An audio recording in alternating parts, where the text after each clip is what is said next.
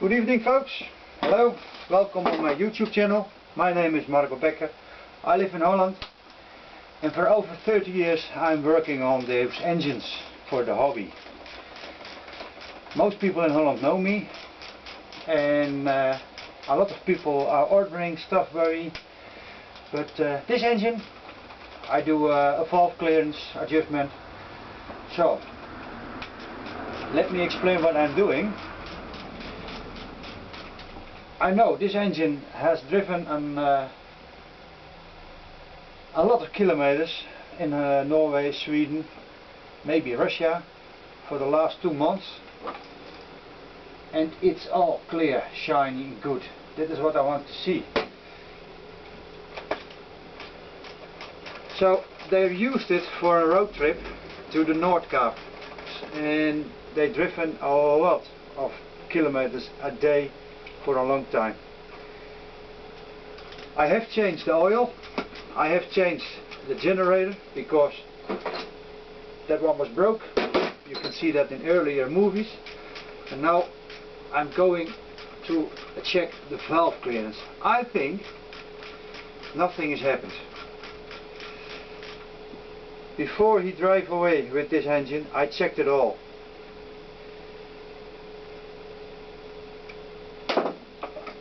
So, also that is to find on my YouTube channel, GL500 Restore, almost restore it. Was a lot of work. For the Dutch folks, a pipe wrench, oftewel pijpsleutel, kun je gewoon kopen bij de Gamma, niet duur, goedkoop, en het is de maat 1819. 1819. 1819. 1819. It's a common use pipe wrench. You can buy it by all grocery stores. Now, do it yourself handicam stores. Look, that's nice to see. That's a machine working in nice order. And I know those spark plugs are very young. Still I can see some gases flow there. Not much, that's normal. So this one has driven, I think, 7,000 kilometers, and it looks nice. And still I put new ones in it because they are cheap. And when you replace them on time, you never have a problem. And that's the idea of maintenance. Not change them every day. Okay, sorry. But officially, the left cylinder is also nice, clean. No gases. It's clean, it's nice, it's good. Okay, please talk to me. Ooh, that's strange. I don't have any clearance at the moment. Normally I have one side with clearance. Good. We are going to do the right cylinder for you, the left on the movie, on the picture, on the screen, whatever you do. Now I see changing of timing in outlet. They are having an overlap, so both in and out are working the same time. One is closing, one is opening, and there is a little gap between them. If you use the light, you can shine through it. Oh. Now the piston is going down, piston is going up, and that's the one I was looking for. Top, dead end. Wow, wow.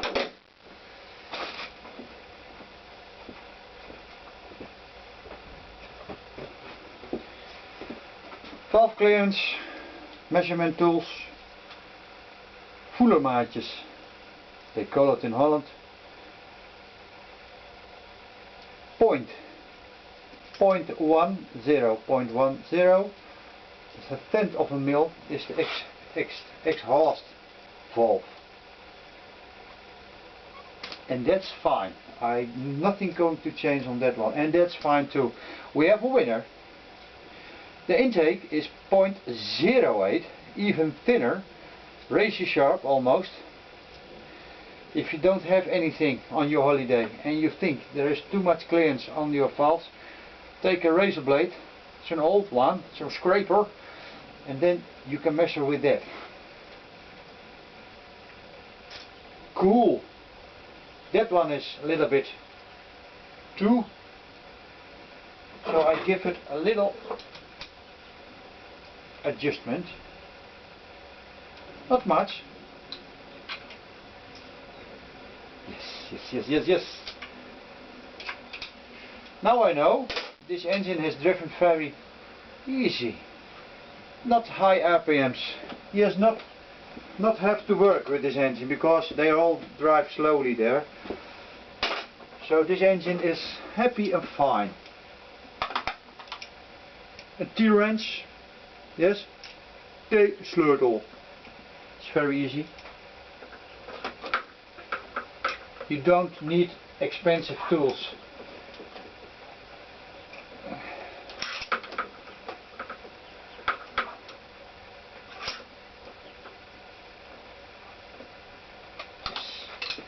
Now I have the left cylinder on top. Ooh, maybe there's a little bit more clearance here. I will first do the intake. 0.08, that one's good. That one is good, yes. Maybe exhaust valves.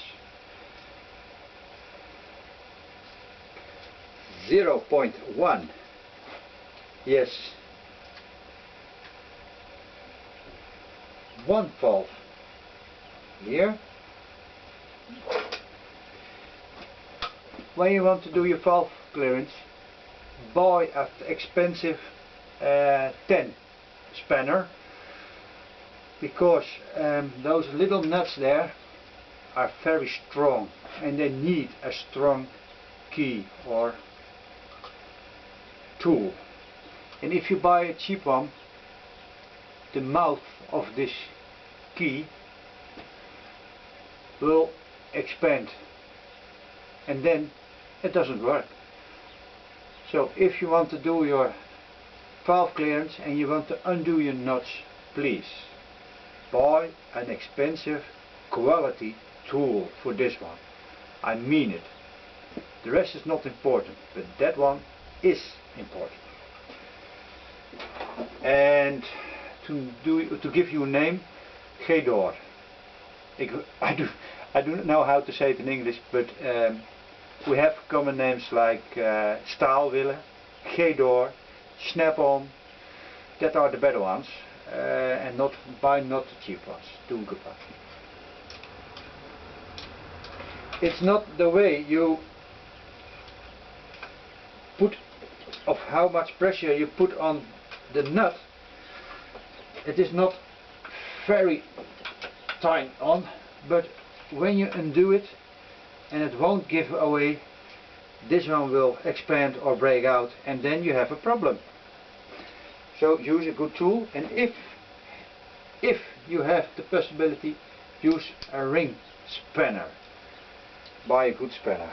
So I just did this valve clearance. When I look at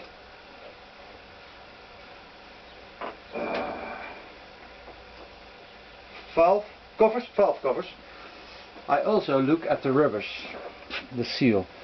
When it is completely flat, then I know you have to change them. This is not flat. There are definitely, you can feel and see an edge, and also in the middle it's usable. When it is flat and has little cracks inside, throw it away, put new ones on it. This one is usable, so we put it on the place back, and when you tighten it up, you don't have to put a lot of force on those nuts, bolts.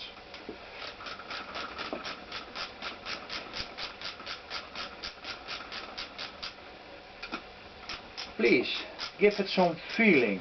If it is your wife, it has to go easy, simple and fine. If it is by one turn all going a little bit problematic, please stop. You can feel the pressure of the rubber.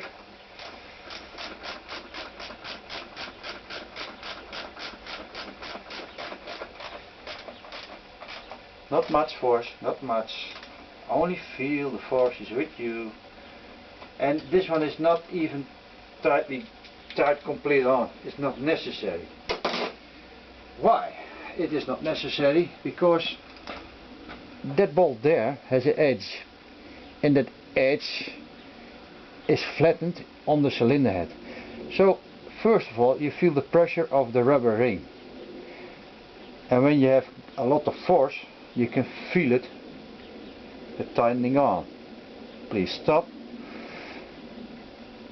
When the rubber is a little bit older and flatter, whatever, you can feel that edge hitting your cylinder head. If that works well, don't tie them any harder on. It doesn't work. It's there. It won't get loose or whatever. So don't use a lot of force on those thread or bolts. Hand on, not too much. It won't work to get it harder and harder. No, this one is not to the end. This one has still a little bit to go. It's closed, believe me.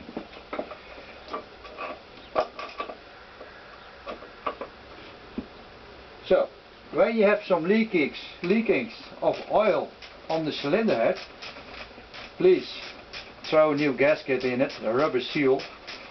Yes, they are expensive. Why? I don't know.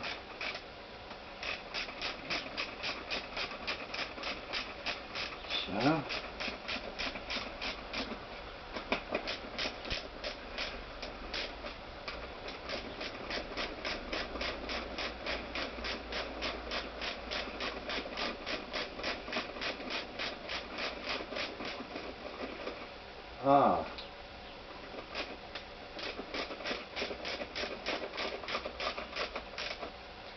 I can feel the pressure of the rubber. No, it's not. It's still not at the end. I stop. It is good.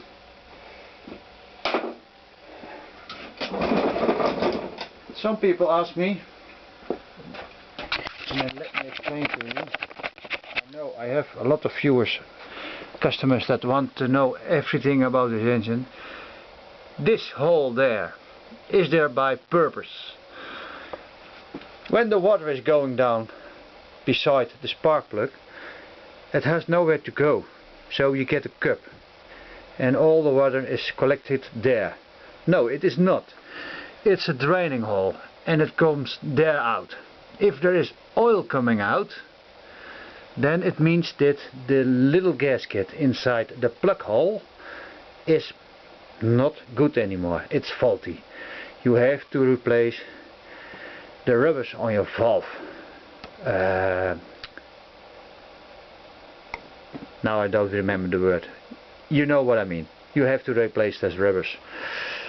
So this engine has also another problem, and I want to, yes, I'm going, it is not the solution, but this bolt is loose, and I know he wants to put there a bar, a fall protector bar of the engine, so I'm going to weld up this bolt on this frame, and I can do nothing about that. Oh, sorry, I'm going to weld up that bolt there, and I'm nothing going to do on the aluminium. I'm not capable of welding aluminium. It's not clean, and he has driven this engine for a long time with this problem, but that bolt is wrinkling, irritating, making a lot of noise.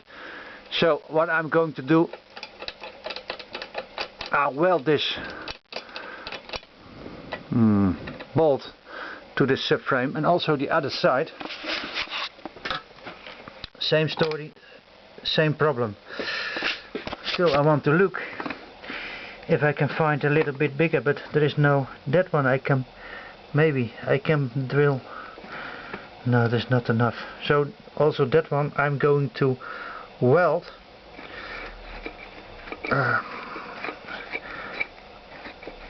So I'm going to weld that on the subframe, so some strength is there, and the rest, yes, I leave it there.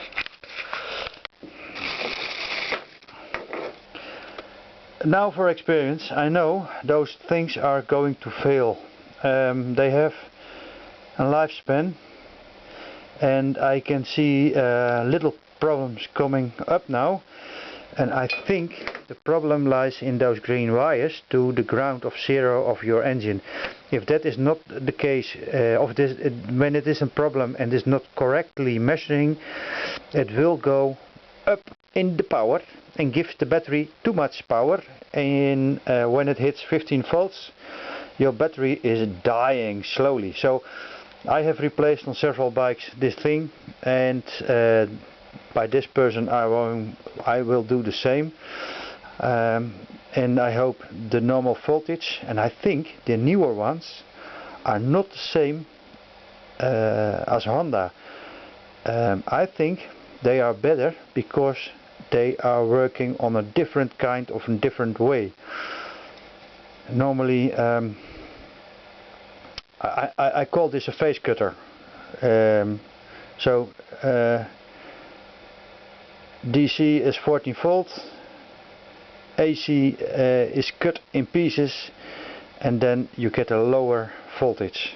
The other ones, the old ones, are using the voltage and burn it like heat up in this thing.